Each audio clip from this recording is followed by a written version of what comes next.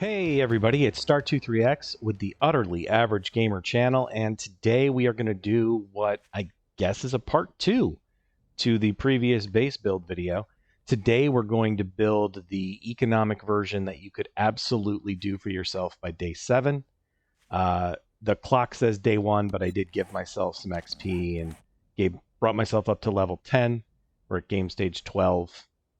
And I threw some points around. I did real basic stuff. I'm going to be using a sledge, so I did that. And I would absolutely do this in the first week. And I threw, strength, sexy T-Rex, pummel Pete. Threw a point into minor. I tried to use the points as I would normally, not how I would do to make the base build video even better. We're running on warrior difficulty, 32 zombies for the horde. And all the mods we have in our duo series, which you should check out on the channel, by the way, are in this one. So the zombies, there's the Wandering Horde mod and the extra slots on tools and stuff. But none of that's really going to come into play here. This is going to be a real simple layout. So to let you know what we have to start with, it's 2,500 wood, 1,250 cobble. Got a tiny bit of iron, just because I want a little bit of iron for the door. That's all. And yeah, I'm just going to go ahead and make the frames and get started on it.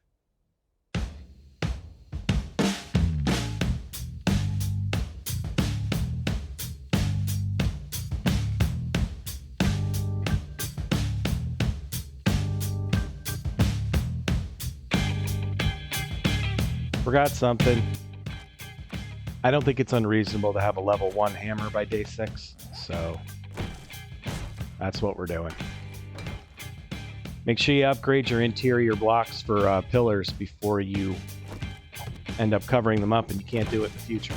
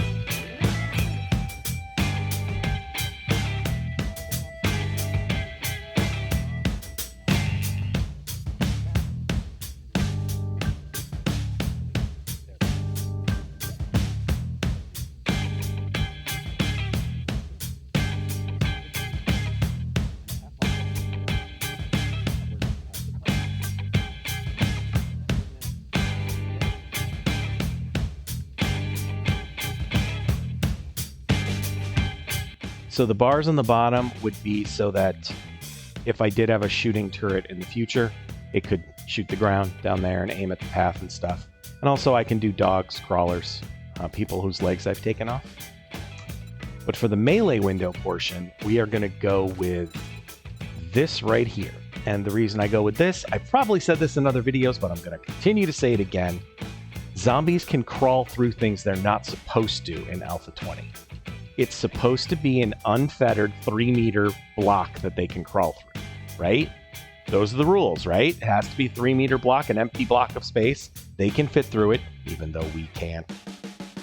This has a ring around it that should be taking up some space inside the 3 meters. So does this. So does this. So does this if you flip it on its side. There's many other shapes that also, but they crawl right through them anyway. They just pass right through them like they're not there.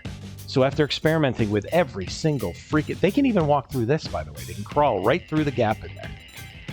After experimenting with virtually every shape in here, there's a few that work, but this is the one that works the best, in my opinion.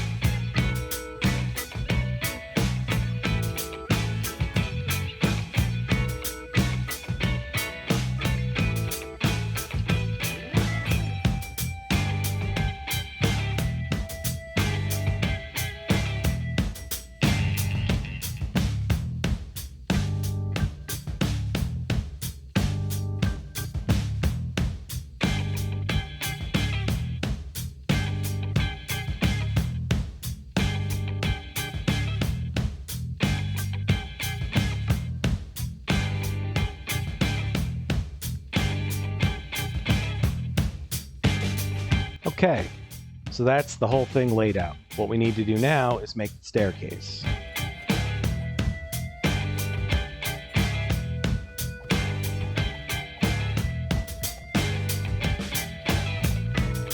In theory, you could stop right here, and you wouldn't have many problems at all. But I find that zombies like to get stuck right here. Whoops, can't see. And then they beat on this block. Sometimes they get stuck here, they beat on this block. Now, when they get higher than this, they tend to not get stuck. I have no explanation as to why this is true. I've just noticed it a million times. And so I have decided that I no longer do the jump up block path thing unless I have a huge build that has multiple paths. In that case, I would do it. But, all right, how many times... All right, so this shape right here, that's how you fill in that corner. I've used it, I don't even know how many dozens, if not hundreds of times. And somehow it's still not in my favorites. Just weird. Okay, so now we go back to this stair.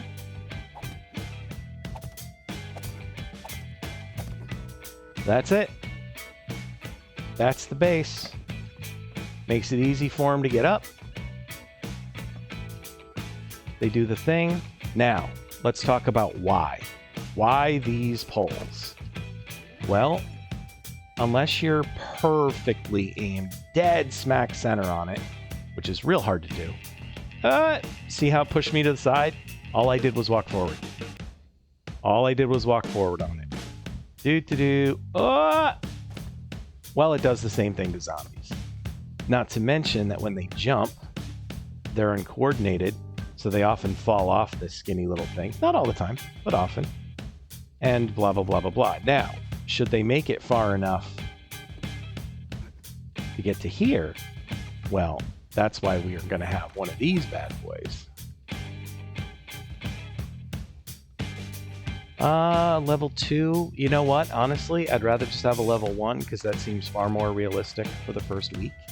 You'd probably get offered a level 1 as a job reward. You could buy one at the trader for, geez, I want to say they're 2,500 when they're this. Something like that. Anyway, so you put them down, and in case you don't know how to do this part, you jump, just like pulling up. Boop. And now he sits there all content, waiting to pummel the crap out of some zombies.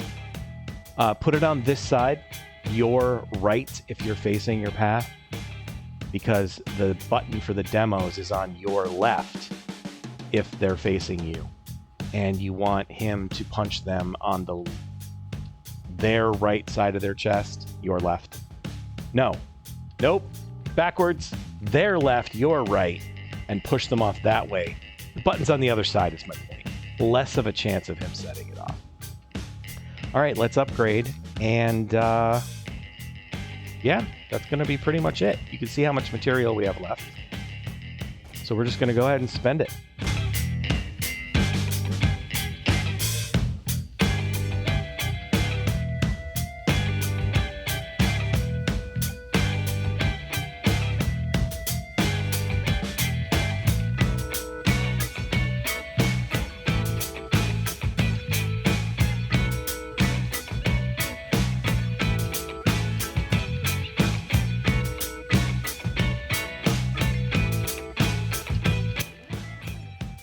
So normally you would just do this. This is the second row. But there's something weird going on with the ground here. I tried to flatten it out, but it only flattened out to here. And every time I put frames down to flatten it out here, it just didn't flatten. But you'll notice these flatten. So I don't know. But this makes this ground half a block higher than it should be, which means they can reach this. So we want to make sure that the third block up is protected. These are all things you should be looking at when you choose a place to build your base. What does the ground look like? What are you going to have to do? Are you connected to bedrock? Are you building over a POI next door that might have a basement and a hole or something that weakens your structural stability to bedrock? These are all things you want to check out, you know? I don't think these need upgrading, so I'm just going to leave them. Even if they were gone, I think the path would be fine. Now, this is normal, you know, the block's sitting right on the ground. They should only be able to reach this one, but I think I'm going to do 3, just to be safe. You know what I mean? No reason to take a chance. We're going to have a little extra cobble at the end. We're good.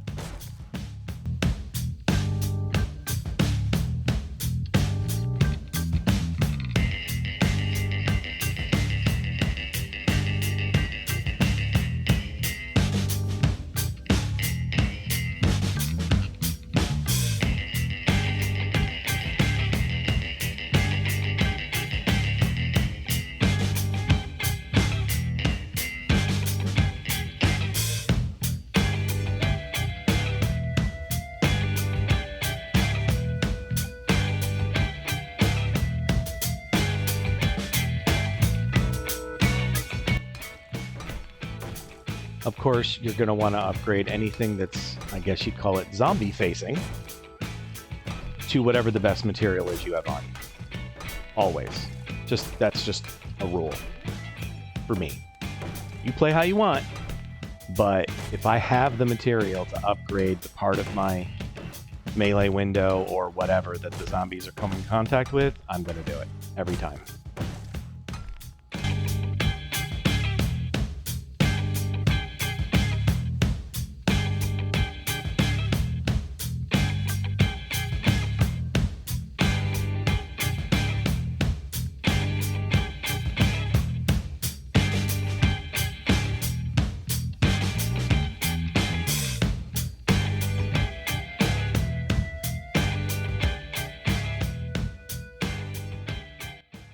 So why did I choose the plate on the outside?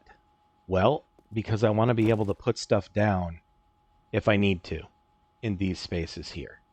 And you can't do that if you fill in the space with a plate on this. I see it's 3. 1, 2, 3. If you put the plate on this block, but on the outside there, it would take up the whole space of the block, and then you couldn't put anything down.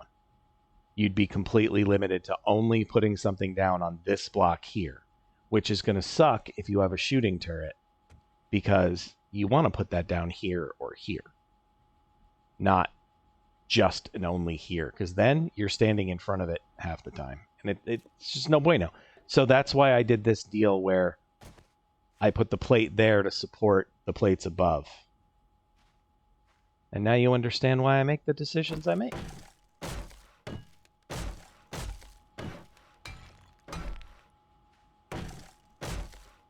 You're going to want to take your path to the best material you possibly have on you, always, every time. If you're running low on material, the top zombie-facing portion of your path is the most important possible thing you could be upgrading. This stuff, right here, all the way along. If it ever comes down to a choice between making something bigger or expanding on a design or what have you, or upgrading your path, upgrade your path.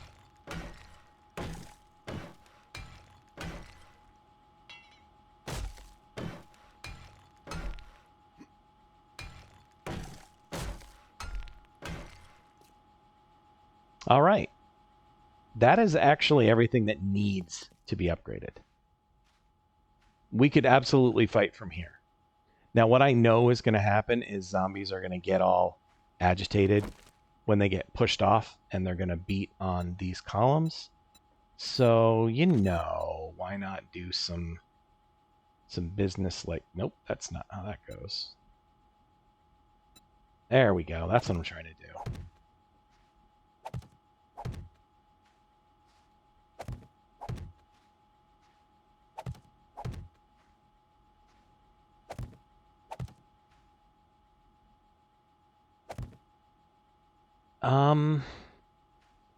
Yeah, this weird rise. They could pile up and end up standing on that lip up there, and I don't want that. So let's just go one more,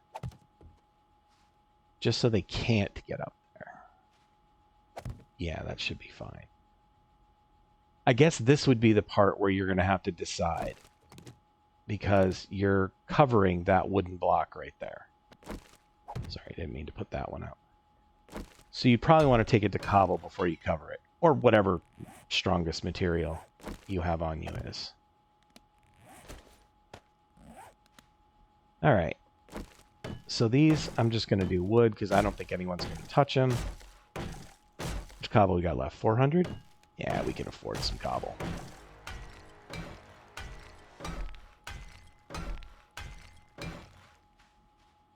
This is overkill. For night 7, this is 100% overkill. However, if you do it now, you don't think about it later. And if you've watched anything that I've done solo or that I've done with Tommy, you realize that if I don't do it when I think of it, there's a good chance I'm not going to do it at all. Let's just get it done. So this plate system, okay, you could do this as well. You know what I mean? Just keep going all the way. Cover this whole thing. Do the same on the other side. Wrap your base in plates and secure everything. You can take it as far as you want. Take it all the way down. Do the whole freaking thing. We don't have to for tonight. This would be overkill for night 7. In fact, it's already overkill for night 7. Lastly, I didn't upgrade this because it is very likely that by night 14, I would have enough parkour to simply jump to the next level up. So, and also I would have taken it up on Horde Night so that there's no chance of them piling up. With this weird land thing, can I... Oh, look at that. That's perfect. And then I can pick that up on the way by when we go to fight. All right, so that's the base, and I am going to set up our loadout for Horde Night. It's going to be real minimal. It's going to all be stuff that we would absolutely have by night 6, night 7, day 6, day 7, whatever. You know what I'm saying? You'd have all this stuff before the Horde came. Be right back. The loadout is, we've got a level 2 bat, which we could craft ourselves. I got a level 2 wooden bow. I see them for sale all the time at the trader, and I don't think it's crazy to... if you're doing archery, to want to buy that in the first week. Is it something you'd focus on? Maybe, maybe not. You could loot a level 4 or 5 primitive bow on day 1 a lot of times. So I could have done that, but whatever. Level 2 wooden bow, level 5 primitive, probably about the same quality level as far as how much it kills. You can see how much ammo, 150 of each, arrows and bullets, and that's it. That's all we got. And we got a little bit of food, a repair kit, a couple repair kits for the bat. The bow, we won't need them at all. Did I already do that? Yep. Spent the thing on that. And I think we are ready to go. Oh, I did forget one thing I just noticed. Yep, totally forgot something. I screwed up a basic function of this base that I've built 8,000 times. I am really glad I spotted it now. What did I forget? I forgot bars, man. Advanced. Just this. That's it. I forgot that. And the reason you want that, and you probably don't have to take them past that for night 7, is no one can jump. They can't jump, they can't stack up, they can't get on top of you. You might see spider monkeys jump up to it, but that's why those are bars, because that way you can take care of them through the bars, no problem. And if someone should, I don't know, possibly stack up here and then someone gets on top of them and they jump up there, again, it's all bars, so you can take care of the problem. Let's go get into position and bring on the horde. It's horde night, baby. So this is always the moment when I'm making a video, if I find out if I remember to turn AI back on or not. I don't think I did. Here we go. Yep. And I hear a bird right off the rip, so I'm just going to wait for him to show up. There he is. 2 of them, wow.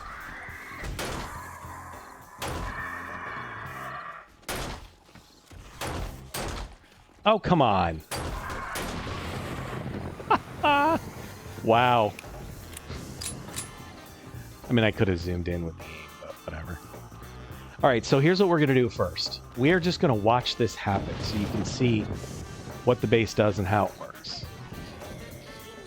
We're going to fast forward through some of this. In 3, 2, 1.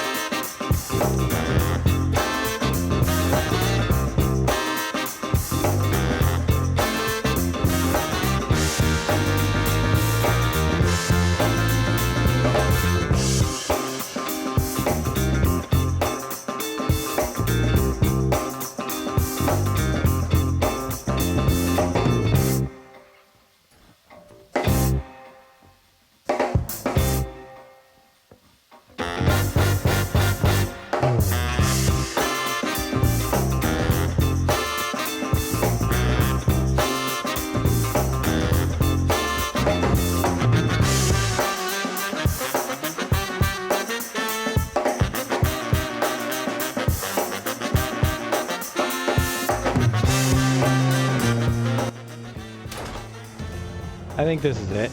I think it's those two. I think I heard a coyote out there somewhere, but let's just do this.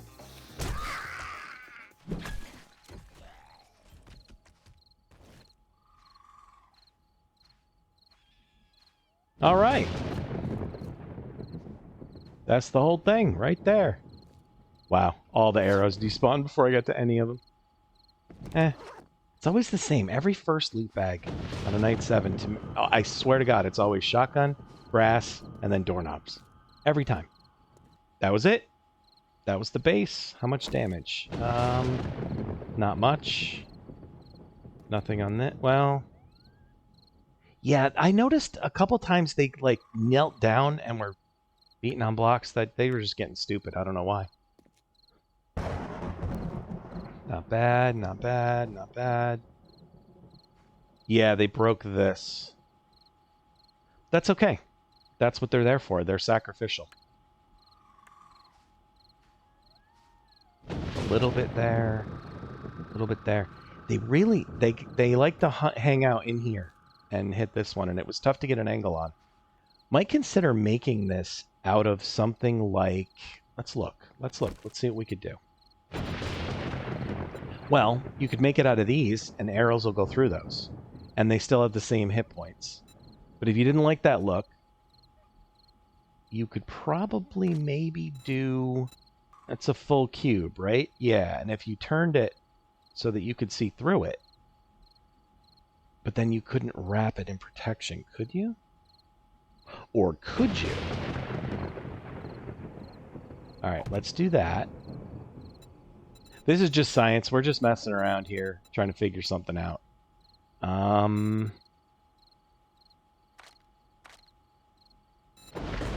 Maybe that? Well, look at that. So you could use this block as the main support column, and then these circles as the wrap protection on the open sides. You see where I'm going with this? Because that way, if you could see through it on these two sections, you'd be able to keep that clear all you wanted. So there's a development that I literally just learned in front of y'all. Not something that I had ever incorporated into the base, but you could bet your ass it's going in the next version. So there you have it. There's the whole thing. This is the base. This base will serve you incredibly well for a very long time in this game. You'll probably get bored if you keep upgrading this base with all your best materials, including all the way up to steel. Spend your steel on the little narrow path bars first, and then the staircase, and then everything else. And your melee window, obviously. If you upgrade this base along the way, this base could take you into endgame very easily. If you end up with a bunch of automatic weapons and a ton of ammo, you can take the demolishers down before they even become an issue. And remember, this is no traps. You could hang guns off of the side of this building pointed at the pad. You could build a column out here and run electrical to it and have an SMG turret just pouring ammo into their backs, which is safer than their fronts because demolishers, right? So if you're going to do SMGs and you're worried about the demolisher situation, have the SMGs fire from behind the demolishers. Works every time. You could put blade traps down on the ground. You could put dart traps inside here, firing at this area, because when they fall, you saw, they get knocked down right in here, and they like to run right down here to get back up on the path. So you could put dart traps on both sides, firing at the zombies. You could put spikes, wooden spikes at the very beginning. We could wrap this whole floor in spikes, and a whole bunch of them would have to die breaking a path through the spikes for the others. There's a million ways to go, but the point is that this system right here, this is the key to it all. The punchy, the little poles, the little vertical situation, the kill window, the bars up there to stop them from hopping and piling. This base is damn near bulletproof. I've been building it since Alpha 19, and we have iterated on it so many times. You could make this a triple wide staircase that feeds down into one block. That way there's zero chance they get stuck at the beginning of the path. They all rush, and the only thing you'd have to worry about is whatever your first stumbling block is might get smacked around. But if it's these, if one of them got lost, the base still works. You saw, No one made it here. Not one zombie made it to the window. The closest we got was Punchy pushed someone, the little tweaker meth kid in the orange shirt. He pushed him toward the window, but he was in midair by the time he hit the thing and bounced off. It's bulletproof, man. We're using a version of this path system in our Duo series, which you should be watching. We are doing something totally unique in the 7 Days to Die space. No one has done this yet. It looks like a Let's Play, just a regular playthrough at first, but you're going to want to sub because things are going to happen soon. Anyway, there it is. That's the economical, definitely buildable by day 7, foolproof, honestly, horde base that you could essentially AFK on if you had some traps. I'm Stark23x. This is the Utterly Average Gamer channel. If you enjoyed what you saw here today, please think about subscribing. And if you want to see how this crazy Duo series turns out, you should definitely think about subscribing. And then do all the YouTube algorithm things, clicking bells and engaging and commenting and thumb-upping and sharing and all that stuff, because that's the only way YouTube thinks that anyone wants to watch this stuff, is if they interact non-stop with it. So do algorithm things. We appreciate it. Thanks very much for watching. Peace!